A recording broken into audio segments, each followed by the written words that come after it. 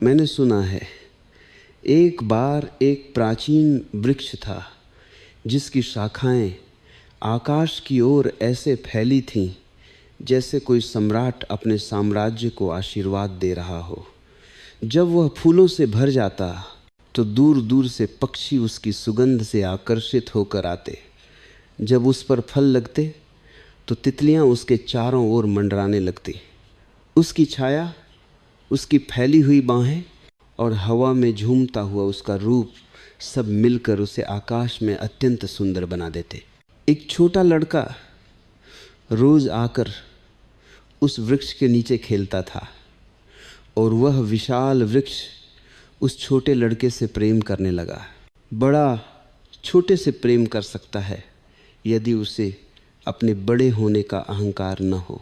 उस वृक्ष को अपने बड़े होने का कोई ज्ञान नहीं था, केवल मनुष्य ही ऐसा विचार रखता है। इसीलिए वह वृक्ष उस लड़के से प्रेम करने लगा। अहंकार हमेशा बड़े से प्रेम करने की कोशिश करता है।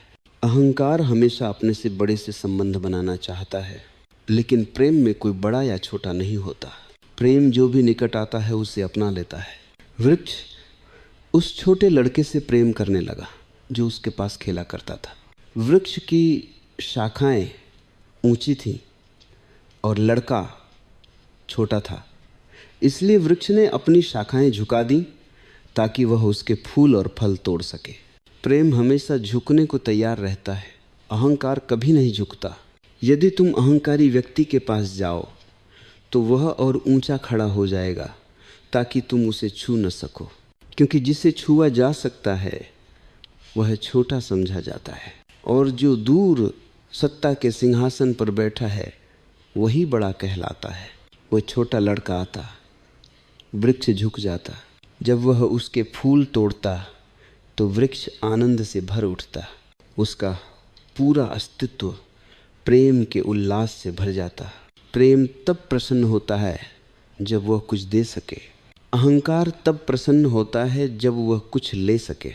समय बीतता गया। लड़का कभी उसकी छाया में सोता, कभी फल खाता, कभी फूलों का मुख वुट बनाकर जंगल का राजा बनता। जहाँ प्रेम के फूल खिलते हैं वहाँ मनुष्य राजा बन जाता है। जहाँ अहंकार के कांटे उगते हैं वहाँ वह निर्धन और दुखी हो जाता है। वृक्ष को अपार सुख होता जब वो देखता कि वो लड़का उसके फूलों का मुकुट पहनकर नाच रहा है। वह हवा में झूमता, गुनगुनाता। लड़का और बड़ा हुआ। वह उसकी शाखाओं पर चढ़ने लगा, झूले लेने लगा। वृक्ष को बहुत आनंद होता जब लड़का उसकी शाखाओं पर विश्राम करता। प्रेम को आनंद तब मिलता है जब वो किसी को सुख दे सके। अहंकार को आनंद तब मिलता है जब वह किसी का सुख छीन ले। समय बीतता गया। लड़का अब जवान हो गया। परीक्षाएं, महत्वाकांक्षाएं, दोस्तियां, अब वह रोज नहीं आता था, लेकिन वृक्ष रोज उसकी राह देखता। उसका मन पुकारता, आओ आओ, मैं तुम्हारी प्रतीक्षा कर रहा हूँ। प्रेम हमेशा प्रतीक्षा करता है। प्रेम का अर्थ ही प्रतीक्षा है। लड़का जब नहीं आता तो वृक्ष उदास हो जाता। प्रेम का केवल एक ही दुख है जब वो बांट नहीं पाता, और प्रेम की सबसे बड़ी खुशी है जब वह पूरी तरह दे सके। लड़का और बड़ा हुआ। अब वह महत्वाकांक्षाओं की दुनिया में व्यस्त था। जिसकी महत्वाकांक्षाएं बढ़ती हैं उसके पास प्रेम के लिए समय घटता जाता है। एक दिन वह पास से गुजरा। वृक्ष ने पुकारा, सुनो, मैं तुम्हारी राह देखता हूँ, तुम क्यों नहीं आते? लड़का बोला, मैं क्यों आऊँ? तुम्हारे पास ऐसा क्या है जो मुझे मिले? मैं धन की खोज में हूँ। अहंकार हमेशा पूछता है मुझे क्या मिलेगा। अहंकार हमेशा किसी उद्देश्य से चलता है और प्रेम निरुद्देश्य होता है, उसका अपना ही प्रतिफल है। वृक्ष बोला, क्या तुम केवल तभी आओगे जब मैं तुम्हें कुछ दूं? ठीक है, मेरे पास धन तो नहीं, पर मेरे पास सब कुछ है। मेरे फल तोड़ लो और बेच दो, तुम्हें धन मिल जाएगा। लड़के की आंखें चमक उठी। वह दौड़कर पेड़ पर चढ़ गया। सारे फल तोड़ लिए, यहाँ तक कि कच्चे भी। शाखाएं टूट गईं, पत्ते झड़ गए, लेकिन वृक्ष अत्यंत प्रसन्न था। प्रेम को टूटने में भी आनंद मिलता है, अहंकार पाने में भी दुखी रहता है। लड़का बिना धन्यवाद कहे चला गया, लेकिन वृक्ष को कोई शिकायत नहीं थी, क्योंकि उसका प्रेम स्वीकार लिया गया था। वर्ष बीत गए। अब वृक्ष फिर प्रतीक्षा करने लगा, जैसे कोई माँ अपने खोए बच्चे की प्रतीक्षा करती है। एक दिन वह युवक लौट आया, अब वयस्क हो चुका था। वृक्ष बोला, आओ गले लगो। वो बोला, अब ये बचकानी बातें मत करो, अहंकार प्रेम को मूर्खता समझता है। वृक्ष बोला, आओ मेरी शाखाओं पर झूलो। वह बोला, मुझे घर बनाना है, क्या तुम मुझे घर दे सकते हो? वृक्ष बोला, हम पेड़ घरों में नहीं रहते, लेकिन तुम मेरी शाखाएं काट लो और उनसे घर बना लो। लड़के ने कुल्हाड़ी ली, सारी शाखाएं काट डाली। अब वृक्ष केवल एक नंगा तना रह गया, फिर भी वह आनंदित था, क्योंकि प्रेम तब भी खुश रहता है जब उसके हाथ कट जाएं। समय बीतता गया।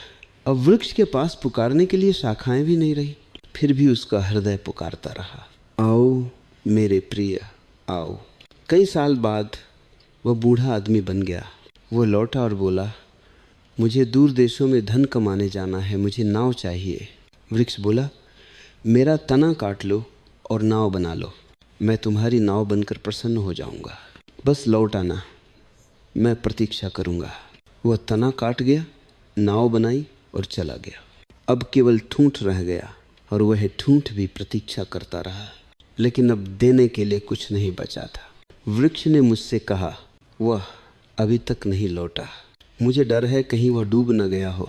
काश उसके कुशल होने का कोई समाचार मिल जाए, फिर मैं शांति से मर सकूं। अब मेरे पास देने को कुछ नहीं रहा और वह केवल लेने की भाषा समझता है।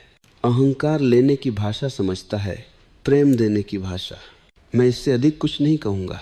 यदि जीवन उस वृक्ष की तरह बन जाए जो अपनी शाखाएं फैलाकर सबको आश्रय देता है, तो हम जान लेंगे कि प्रेम क्या है। प्रेम के लिए कोई शास्त्र नहीं, कोई परिभाषा नहीं। मैं सोच रहा था प्रेम के बारे में क्या कहूँ। प्रेम कहा नहीं जा सकता, वह तो केवल देखा महसूस किया जा सकता है। यदि वह मेरी आँखों में झलक जाए या मेरे हाथों की हरकतों में महसूस हो जाए तो वही प्रेम है। यदि वहाँ नहीं है तो शब्दों में उसे कभी नहीं